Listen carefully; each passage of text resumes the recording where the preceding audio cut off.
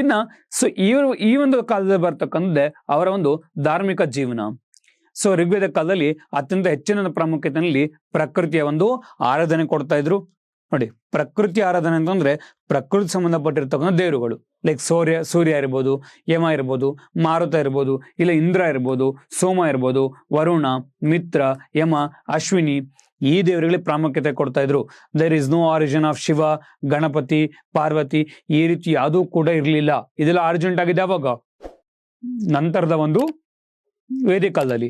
So ಋಗ್ವೇದಿಕ ಕಾಲದಲ್ಲಿ ಇವ್ರು ಹೆಚ್ಚಿನ ಒಂದು ಪ್ರಾಮುಖ್ಯತೆ ಕೊಟ್ಟಿದ್ದು ಪ್ರಾಕೃತಿಕ ಒಂದು ಆರಾಧನೆ ಪ್ರಾಮುಖ್ಯತೆ ಕೊಡ್ತಾ ಹೋಗ್ತಾರೆ. ಬಟ್ ನಂತರದ ವೈದಿಕ ಕಾಲದಲ್ಲಿ ನಾವು ವಿಷ್ಣು ಬಗ್ಗೆ ಇರ್ಬೋದು, ಶಿವನ್ ಬಗ್ಗೆ ಇರ್ಬೋದು, ಮಹೇಶ್ವರನ್ ಬಗ್ಗೆ ಇರ್ಬೋದು, ಈ ರೀತಿಯಾಗಿ ನಾವು ಅವತಾರಗಳ ಬಗ್ಗೆ ಏನ್ ಮಾಡ್ತಾ ಹೋಗ್ತೀವಿ ನಂತರದ ಒಂದು ವೈದಿಕ ಕಾಲದಲ್ಲಿ ಹೇಳ್ತಕ್ಕಂಥದ್ದು. And we know right. So ಅತ್ಯಂತ ಒಂದು ಹೆಚ್ಚಾಗಿ ಪೂಜೆ ಮಾಡಿರ್ತಕ್ಕಂಥ ದೇವ್ರು ಯಾವುದು ಅಂತಂದ್ರೆ ಇಂದ್ರ ಅಂತ ಕರಿತೀವಿ. ಇನ್ನೊಂದು ಹೆಸರು ಅಂತ ಕರಿತೀವಿ. ಇಂದ್ರನಿಗೆ ಇವರು ಪುರಂದರ ಅಂತಾನು ಕೂಡ ಇಲ್ಲಿ ಕರಿತಾ ಇದ್ರು. ಯಾಕೆ ಅಂತಂದ್ರೆ ಪುರಂದರನಲ್ಲಿ ಡೆಸ್ಟ್ರಾಯರ್ ಆಫ್ ಸೆಟ್ಲ್ಮೆಂಟ್ ಅಂದ್ರೆ ವಸಾಹತುಗಳ ಒಂದು ನಾಶಕ ಅಂತನೂ ಕೂಡ ಇಲ್ಲಿ ಕರಿತಕ್ಕಂಥದ್ದು. ಅಂಡ್ ಅಷ್ಟೇ ಅಲ್ಲದೆ ಅತ್ಯಂತ ಹೆಚ್ಚಿನ ಒಂದು ಶ್ಲೋಕಗಳು ಮತ್ತು ಸ್ತೋತ್ರಗಳು ಯಾರ ಹೆಸರಲ್ಲಿದೆ ಅಂತಂದ್ರೆ ಋಗ್ವೇದಿಕ ಕಾಲದಲ್ಲಿ ಇಂದ್ರನ ಹೆಸರಿನಲ್ಲಿ ನಾವಿಲ್ಲಿ ನೋಡ್ತಾ ಹೋಗ್ತೀವಿ. ಸೊ ಹಾಗಿದ್ರೆ ನೋಡಿ, ಇಲ್ಲಿರ್ತಕ್ಕಂಥ ಒಂದು ಕೆಲವೊಂದು ದೇವರುಗಳು ಮತ್ತೆ ಅವರು ಯಾವ್ಯಾವ ಫೀಲ್ಡ್ ಇಲ್ಲಿ ಅಸೋಸಿಯೇಟ್ ಆಗಿದ್ದಾರೆ. ಮೊದಲನೇದು ಇಂದ್ರ ಅಥವಾ ನಾವಿಲ್ಲಿ ಪುರಂದರ ಅಂತ ಕರಿತೀವಿ, ಇವನ ಅಂತ ಕರಿತೀವಿ ಕೋಟೆಗಳ ಒಂದು ನಾಶಕ ಅಂತ ಕರೀತಕ್ಕಂಥದ್ದು. ಇನ್ನು ಎರಡನೇದು ಅಗ್ನಿ ಅಂತ ಕರಿತೀವಿ, nothing but fire god, intermediate between the god and the peoples. ಅದಕ್ಕೆ ನೋಡಿ, ಹೋಮ ಹಾಕ್ಬೇಕಾದ್ರೆ ಏನಕ್ಕೆ ನಾವು ಹೋಮ ಹಾಕ್ಬೇಕಾದ್ರೆ ಆ ಬೆಂಕಿ ಏನ್ ಬರುತ್ತಲ್ಲೋ, ಏನ್ ಮಾಡುತ್ತೆ ಬೆಂಕಿ? ಅದು ನಮ್ಮ ಒಂದು ಪ್ರಾರ್ಥನೆಗಳನ್ನ, ನಮ್ಮ ಒಂದು ಕೋರಿಕೆಗಳನ್ನ ಏನ್ ಮಾಡುತ್ತೆ, ಆ ಬೆಂಕಿ ಏನ್ ಮಾಡುತ್ತೆ ಅಲ್ಲಿ ಆ ಒಂದು ಕನ್ಸರ್ನ್ ಪರ್ಸನ್ ಏನ್ ಮಾಡುತ್ತೆ ಅಲ್ಲಿ ರೀಚ್ ಮಾಡಿಸ್ತಕ್ಕಂಥದ್ದು. ಇನ್ನು ವರ್ಣ ಅಂತಂದ್ರೆ ಮಳೆ ಅಂತ ಕರಿತಾ ಹೋಗ್ತೀವಿ. ಸೂರ್ಯ ಅಂತಂದ್ರೆ ಸೊ ಯಾರು ಈ 7 ಒಂದು ಹಾರ್ಸ್ಗಳು ಇರ್ತಕ್ಕಂಥ ಒಂದು ರಥವನ್ನಲ್ಲಿ ಮುನ್ನಡೆಸ್ತಕ್ಕಂಥ ವ್ಯಕ್ತಿ. ಅಂಡ್ ಅಷ್ಟೇ ಅಲ್ಲದೆ ಪ್ರತಿಯೊಬ್ಬರ ಜೀವನದಲ್ಲೂ ಕೂಡ ಏನ್ ಮಾಡ್ತಾ ಹೋಗ್ತಾರೆ, ಡಾರ್ಕ್ನೆಸ್ ನ ರಿಮೂವ್ ಮಾಡಿ, ನೆಗೆಟಿವಿಟಿ ದೂರ ಮಾಡಿ ಒಂದು ಪಾಸಿಟಿವ್ನಲ್ಲಿ ಕ್ರಿಯೇಟ್ ಮಾಡ್ತಕ್ಕಂಥದ್ದು. ಇನ್ನು Savitri, that is a god of light ಅಂತ ಕರಿತಾ ಹೋಗ್ತೀವಿ, ಸೂರ್ಯದೇವನ ಒಂದು ತಾಯಿಯಾಗಿರ್ತಕ್ಕಂಥದ್ದು. ನೆಕ್ಸ್ಟ್ ಇಸ್ ಮಿತ್ರ ಅಂತ ಕರಿತೀವಿ, ಸೋಲಾರ್ ಗಾಡ್. ನಮ್ಮೊಂದು ಸೂರ್ಯ ಒಂದು ಇದಕ್ಕೆ ಏನು ಸೋಲಾರ್ ಅಂತ ಕರಿತೀವಲ್ವಾ, ಅದಕ್ಕೆ ಗಾಡ್ ಆಗಿರ್ತಕ್ಕಂಥವ್ರು. ಇನ್ನು ಪೂಷಣ್ ಅಂತ ಕರಿತೀವಿ, ದ ಗಾಡ್ ಆಫ್ ಮ್ಯಾರೇಜಸ್, ವಿವಾಹಗಳಿಗೆ ಸಂಬಂಧಪಟ್ಟಿರ್ತಕ್ಕಂಥ ಒಂದು ದೇವರಾಗಿರ್ತಕ್ಕಂಥದ್ದು. ನೆಕ್ಸ್ಟ್ ಇಸ್ ವಿಷ್ಣು ಅಂತ ಕರಿತೀವಿ. ಸೊ ಇವ್ರೇನ್ ಮಾಡ್ತಾ ಹೋಗ್ತಾರೆ, the person who covered the earth, ಅಥವಾ ನಮ್ಮ ಒಂದು ಭೂಮಿಯನ್ನ 3 ಹಂತಗಳಲ್ಲಿ ಕಾಪಾಡ್ತಕ್ಕಂಥ ವ್ಯಕ್ತಿಯೇ ವಿಷ್ಣು. ನೆಕ್ಸ್ಟ್ ಇಸ್ ರುದ್ರ ಅಂತ ಕರಿತೀವಿ, ದ ಗಾಡ್ ಆಫ್ ಅನಿಮಲ್ಸ್. ಇನ್ನು ಅಶ್ವಿನಿ ಅಂತಂದ್ರೆ ಸೊ ಗಾಡ್ ಆಫ್ ಹೆಲ್ತ್ ಅಲ್ವಾ. ನಮ್ಮ ಮನೆಗಳಲ್ಲಿ ಹೇಳ್ತೀವಿ ನೋಡಿ, ಯಾವತ್ತೂ ಕೂಡ ನೆಗೆಟಿವ್ ಆಗಿ ಮಾತಾಡ್ಬಿಡಿ, ಮನೆಗಳಲ್ಲಿ ಪಾಸಿಟಿವ್ ಆಗಿ ಮಾತಾಡ್ತಾರೆ.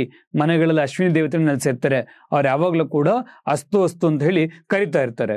ಇನ್ನ ಸಿಂಧು ಅಂತ ಬಂದ್ರೆ ಸೊ ದ ರಿವರ್ ಗಾಡೆಸ್. ಇನ್ನು ಯಮ ಅಂತ ಬಂದ್ರೆ the god of the death.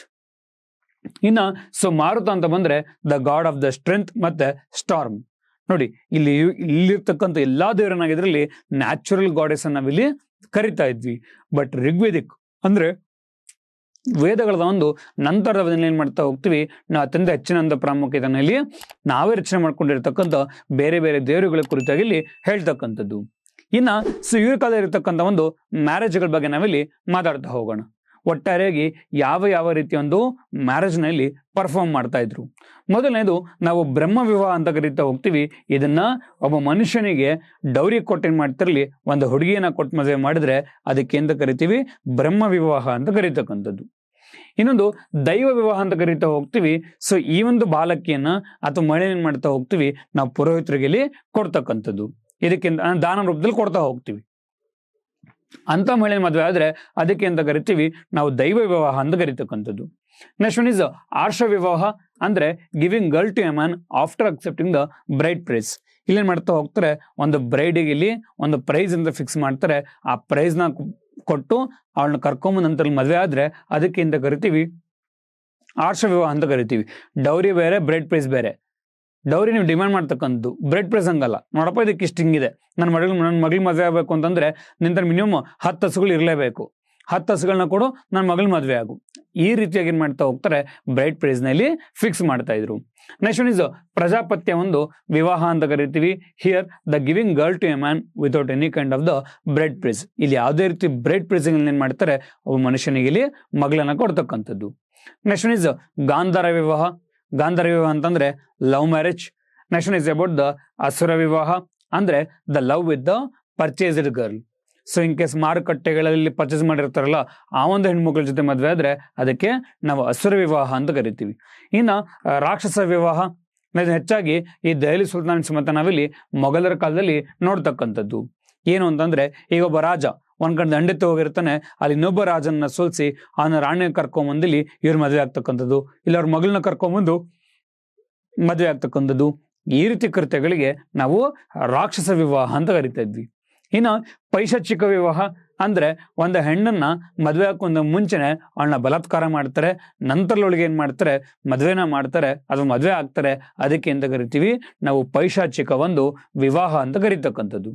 ಇದಿಷ್ಟು ವಿವಾಹ ಏನಾಗಿದೆ ನಮಗೆ ಋಗ್ವೇದಿಕಲ್ ಮೆನ್ಷನ್ ಆಗಿದ್ರೆ, ಬಟ್ ಕೊನೆಯ 2 ವಿವಾಹಗಳು ಅದುವೇ ಅನುಲೋಮ ವಿವಾಹ ಮತ್ತೆ ಇಲ್ಲಿ ನಾವು ಪ್ರತಿಲೋಮ ವಿವಾಹ ಅಂತ ಕರಿತೀವಿ.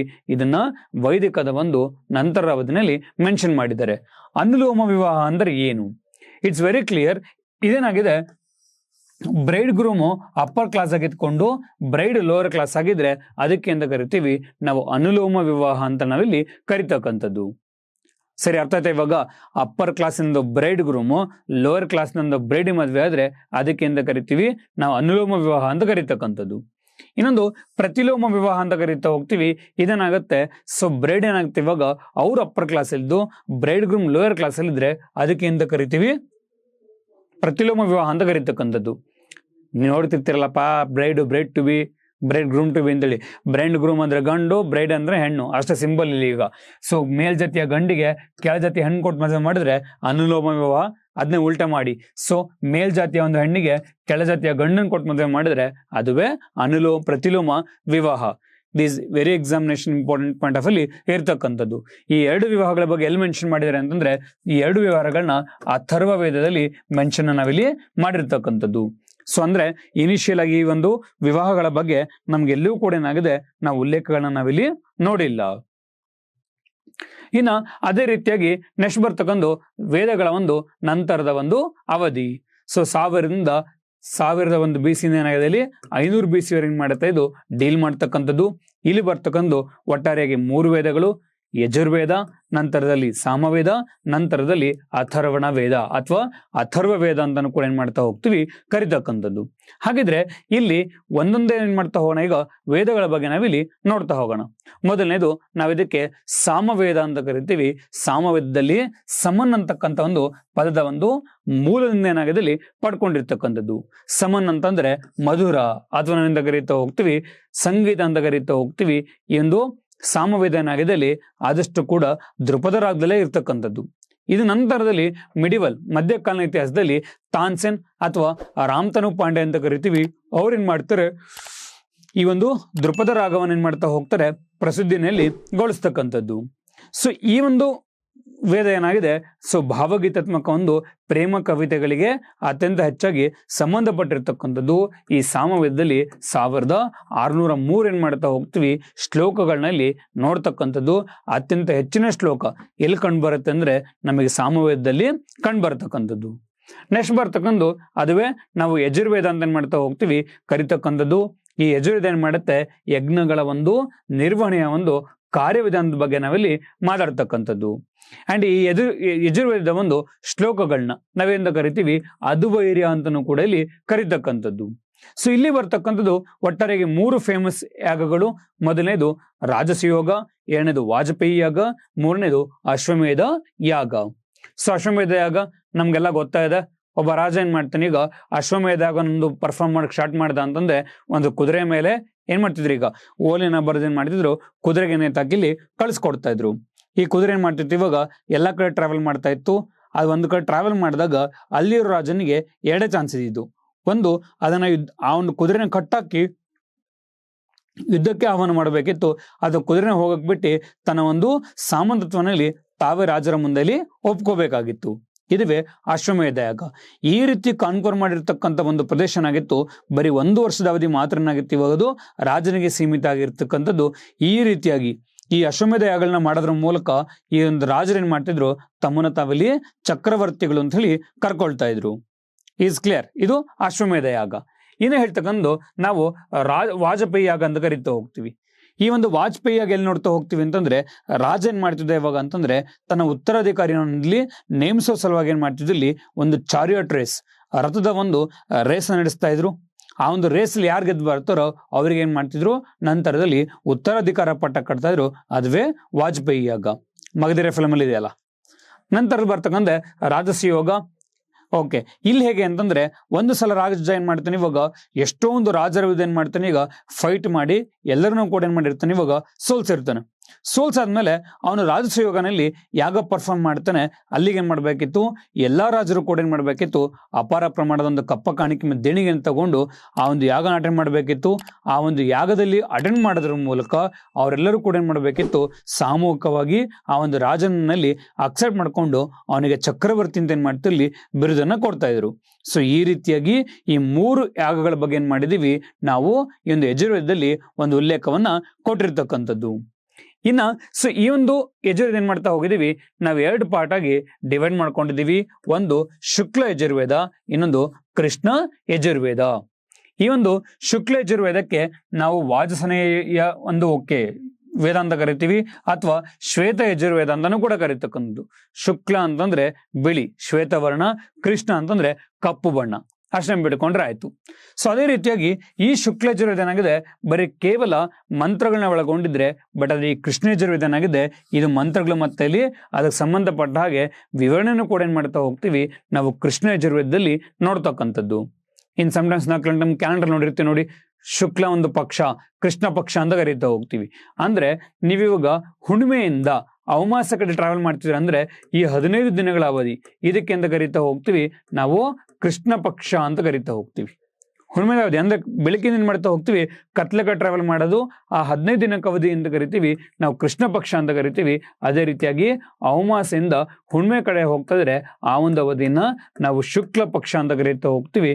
ಅಂದ್ರೆ ಅದನ್ನ which indicates the brightness, which indicates the white ಅಂತಾನು ಕೂಡ ನಾವಿಲ್ಲಿ ಹೇಳ್ತಕ್ಕಂಥದ್ದು. ಇನ್ನ ಕೊನೆಗೆ ಬರ್ತಕ್ಕಂಥ ಒಂದು ವೇದವೇ, ಅದುವೇ ನಾವೆಂತ ಕರೀತಾ ಹೋಗ್ತೀವಿ ಅಥರ್ವಣ ವೇದ, ಒಂದು ವೇದ ಅಂತ ಹೇಳಿ ಕರಿತಕ್ಕಂಥದ್ದು.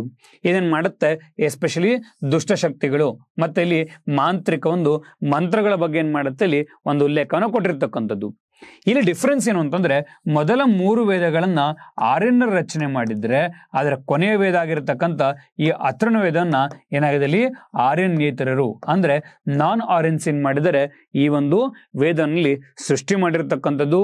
ಈ ಒಂದು ವೇದ ಏನ್ ಮಾಡ್ತಾ ಹೋಗಿದರೆ ಒಟ್ಟು 20 ಏನ್ ಮಾಡ್ತಾ ಹೋಗಿದ್ದಾರೆ ಕಂದಗಳಾಗಿ, ಜೊತೆಗೆ 711 ಸ್ತೋತ್ರಗಳಾಗಿ ಏನ್ ಮಾಡ್ತೀವಿ ಈ ಅಥರ್ವಣ ವೇದನಲ್ಲಿ ಡಿವೈಡ್ ಮಾಡಿರ್ತಕ್ಕಂಥದ್ದು. ಅಂಡ್ ಇಲ್ಲಿ ಬರ್ತಕ್ಕಂಥ one of the famous Upanishad, ನಾವು ಅದಕ್ಕೆ ಮುಂಡಕ ಉಪನಿಷತ್ ಅಂತ ಕರಿತೀವಿ. ಆ ಮುಂಡಕ ಉಪನಿಷತ್ತಿಂದ ನಾವು ಯಾವ ಪದ ಭಾರ ಮಾಡ್ಕೊಂಡಿದೀವಿ, ಸತ್ಯಮೇವ ಜಯತೆ, ನಮ್ಮ ಒಂದು ನ್ಯಾಷನಲ್ ಎಂಬ್ಲಮ್ ಆಗಿರ್ತಕ್ಕಂಥ ಒಂದು ಅದ್ರ ಕೆಳಗಿರ್ತಕ್ಕಂಥ ಮೋಟೋ, ಆ ಒಂದು ಮೋಟೋದ ಒಂದು ಸತ್ಯಮೇವ ಜಯತೆ ನಾವೆಲ್ಲ ತಗೊಂಡಿದೀವಿ ಅಂತಂದ್ರೆ ಮುಂಡಕೋಪನಿಷತ್ ಫ್ರಮ್ ದ ಅಥರ್ವಣ ವೇದ ಅಂತ ಕರೀತಾ ಹೋಗ್ತೀವಿ. ಈ ಒಂದು ಅಥರ್ವಣ ವೇದದಲ್ಲೇ ಸೊ ಅಂಗ ಮತ್ತೆ ಇಲ್ಲಿ ಮಗಧ ಅಂತ 2 ಪ್ರಾಂತ್ಯಗಳಿರ್ತವೆ. ಆ 2 ಪ್ರಾಂತ್ಯ ಏನಾಗಿತ್ತು ಅಂತಂದ್ರೆ ಒಬ್ಬರಿಗೊಬ್ಬರಲ್ಲಿ ದ್ವೇಷನ ಮಾಡ್ತಕ್ಕಂಥ ಒಂದು ಪ್ರಾಂತ್ಯಗಳಾಗಿದ್ವು. ಧನ್ಯವಾದಗಳು.